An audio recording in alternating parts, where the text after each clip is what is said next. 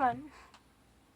Oh, hello, my geeks and peeps, my explainers and entertainers, my little oodle-lollies.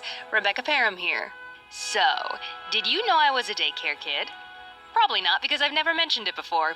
Makes sense, given that mom and dad were both working parents, and leaving one's infant at home alone is generally considered problematic. Now, I know it might be hard to believe, but I haven't always been the pinnacle of refinement and maturity that you see before you today. No.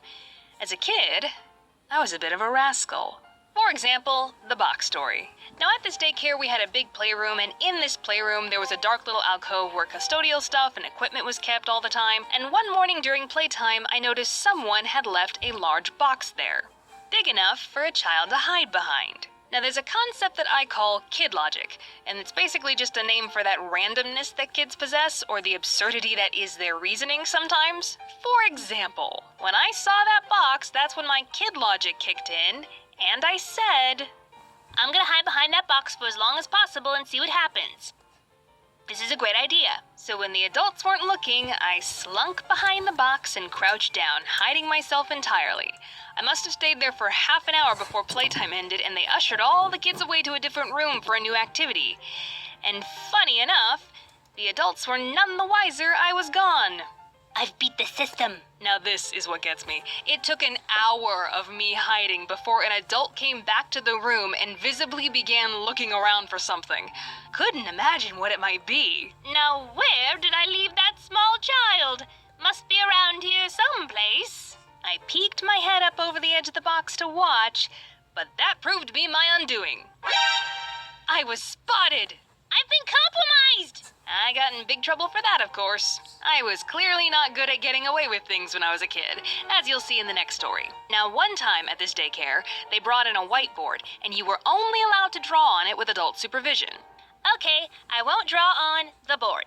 Instead, I stole a green dry erase marker when no one was looking and proceeded to decorate my face. Hey, listen, I didn't break the rules. They specifically said don't draw on the board. They said nothing about my face. I put the marker back and walked away, but was promptly spotted by an adult. Becca, did you do this to yourself? No.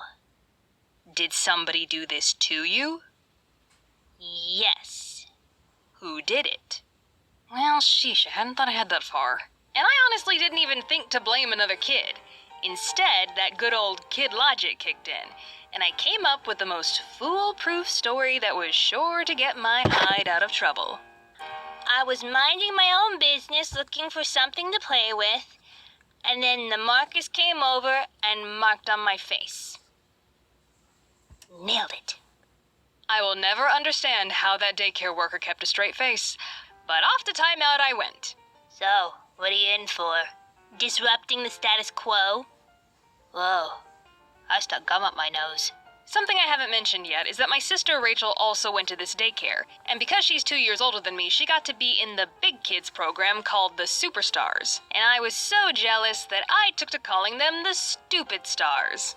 Extra crispy on that burn there, little Becca. But one thing that will always be a significant memory to me is the day I discovered that the Superstars had a Nintendo. Better yet, they had Super Mario Brothers. And that, my little oodle-ollies, was the first time I ever saw a console video game. I thought I was looking at magic. And that became the only thing I ever wanted to do at playtime, was go over to the big kid area and watch them play Super Mario Brothers. Don't you dare tell me that gamers aren't real entertainers. I was watching people play video games long before the Appliers and Septiceyes and D-Pies of the world made it a thing. But when playtime was over, the daycare staff had to pry me away, kicking and screaming from that TV set.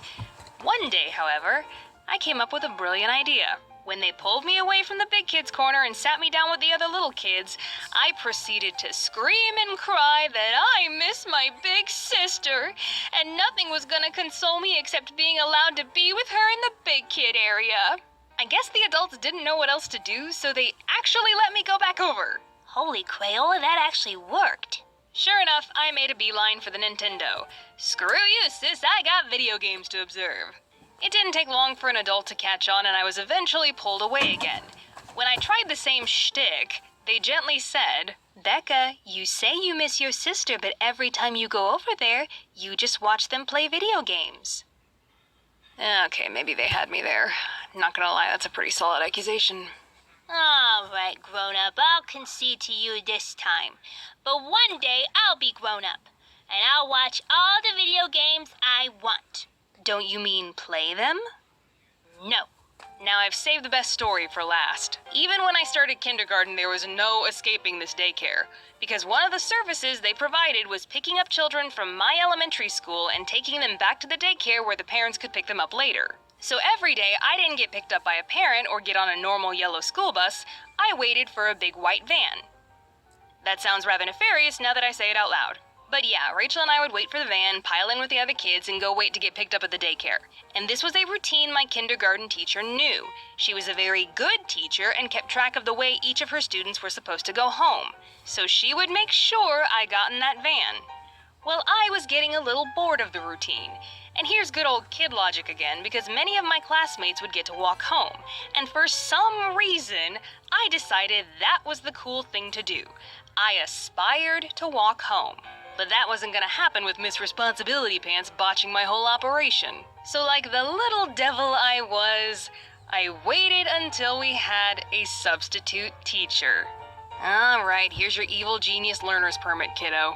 When school ended that day, instead of getting into the daycare van, I hid behind a brick pillar and waited for the van to leave without me. Funny how my sister never said anything. She must have been like, alright, I guess she died. As soon as the van left, I headed off on foot. My house was within walking distance, only about a mile away, but I began to think as I walked that no one was actually going to be at the house, and I had no way of getting inside. Probably should have thought of that before. So instead of walking home, I made the executive decision to walk to the daycare instead. Now, I knew what I was doing was against the rules, because every single time I saw a white vehicle of any sort coming in the distance, I would duck behind a tree or bush as fast as I could. When I was so close that I could see the daycare up ahead, I noticed what was most definitely a white van approaching, and the only tree immediately available was thinner than me. So not only was this tree already insufficient at hiding me, but when I jumped behind it, I didn't think to put the tree between me and the line of sight of the van. So when the daycare staff approached, this is what they saw. I'm revoking that evil genius learner's permit. They stopped the van, made me get inside, and guess who I found in the back seat? The snitch that ratted me out. My own sister. How could you? We were brothers, you and I. Wait. And that is just a handful of examples of what a little monster I was. I talked to my sister about this script and she came up with even more stories about this daycare, so if you guys like this video, then maybe there'll be another one in the future, who knows. Alright, have fun out there, oodle-ollies, and avoid white vans. Thank you so much for tuning in, but now I gotta tune out. Bye!